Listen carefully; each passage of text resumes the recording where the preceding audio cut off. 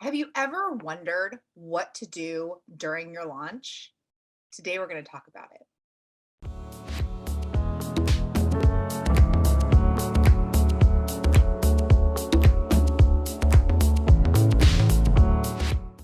Hi, friends. Welcome back to my channel. I'm Gunn of Breanna Gunn Enterprises. I'm a business system strategist as well as a copywriter and content creator.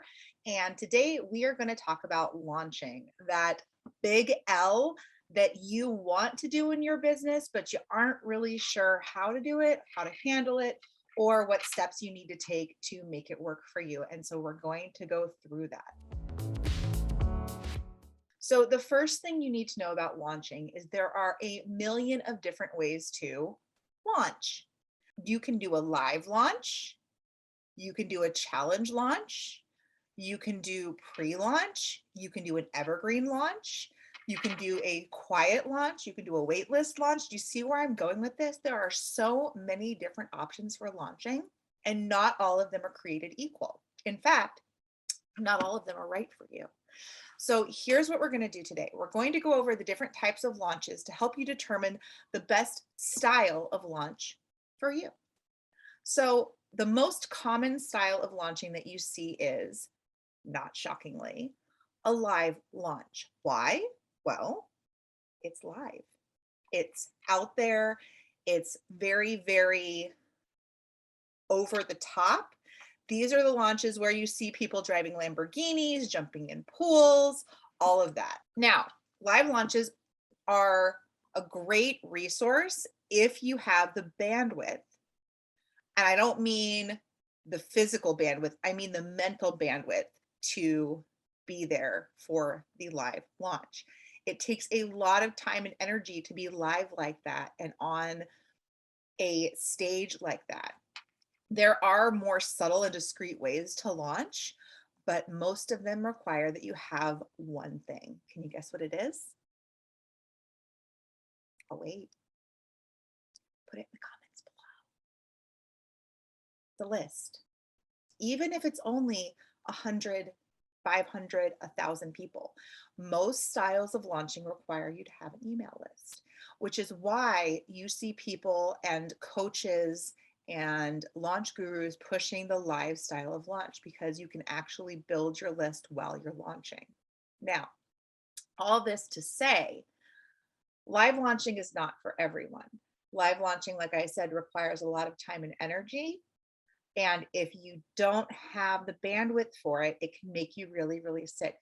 I've done multiple live launches where I've landed myself in the hospital. Did we make millions? Heck yes.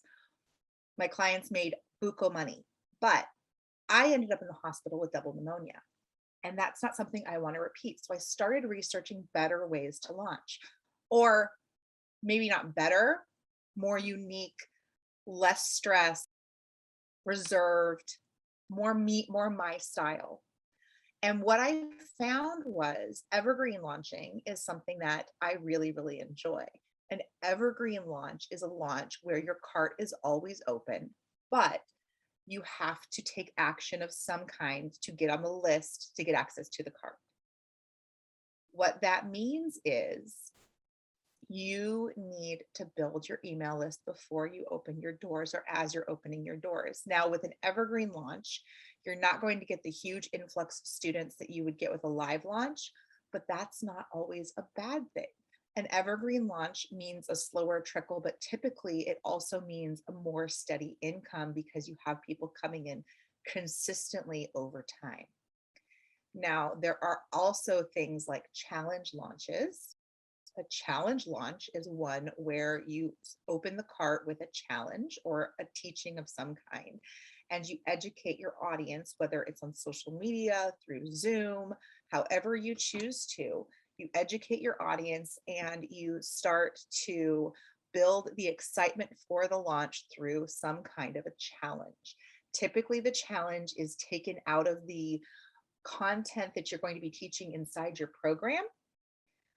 These are great for people who have a smaller list and want to build their audience and love to be face to face. If you're an extrovert, this is a great style of launch for you. Me personally, I'm an introvert, so I'll stick with my evergreen launches.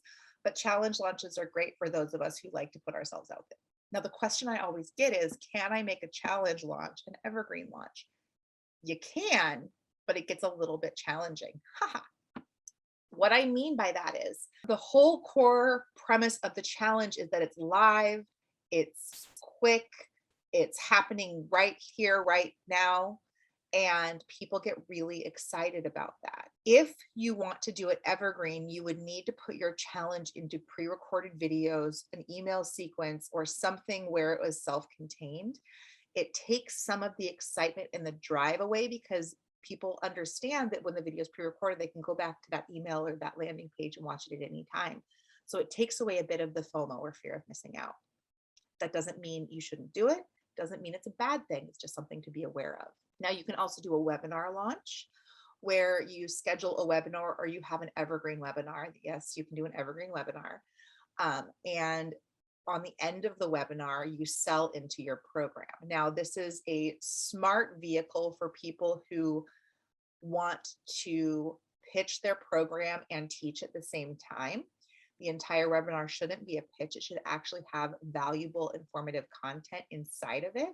And then at the end, you tell them how they can take the next step being enroll in your program. Another style of launch is a chaunch. And that is a challenge launch where you run the challenge live and then the last day of the challenge, you open cart. Now, one of my favorite styles of launch is a waitlist where you tell the world, hey, I'm going to be putting this program, this product, this idea out there. I'm opening the cart soon. If you want to know when I open the cart, get on the waitlist. Now, the thing about waitlists are just because someone joins your waitlist doesn't mean they're going to buy. And this is the mistake that most people make is they assume if I have 50 people on the waitlist, I'm going to sell 50 spots in my program.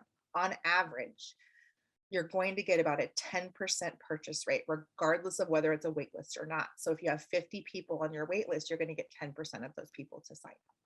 That doesn't mean you shouldn't build a waitlist, but if you're expecting that everyone on that waitlist is going to buy your program or product, you're sadly mistaken and you're going to be really disappointed. So give yourself a little bit of grace, build your waitlist, and then decide if you're going to do an evergreen style launch, a challenge style launch, a webinar style launch, or a live style launch. When you are launching, if you discover that the style of launch that you've chosen doesn't really work for you, like it makes you kind of miserable, that's okay. We figure things out, trial and error, one step at a time, one foot in front of the other. As humans, it's okay to change your mind. So if you're like, I'm going to go live launch, and then you do it and you're miserable like I was, you don't have to do it again.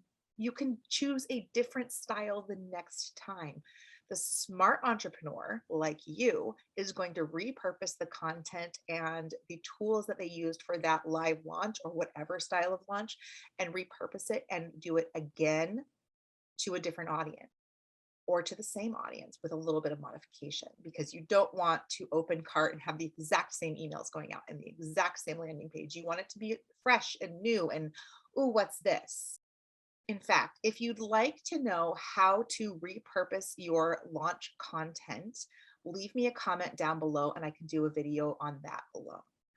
All right, you guys, that is everything I have for today. If you found this helpful, please subscribe to my channel. It really helps me know what type of content to create, which videos are informative for you.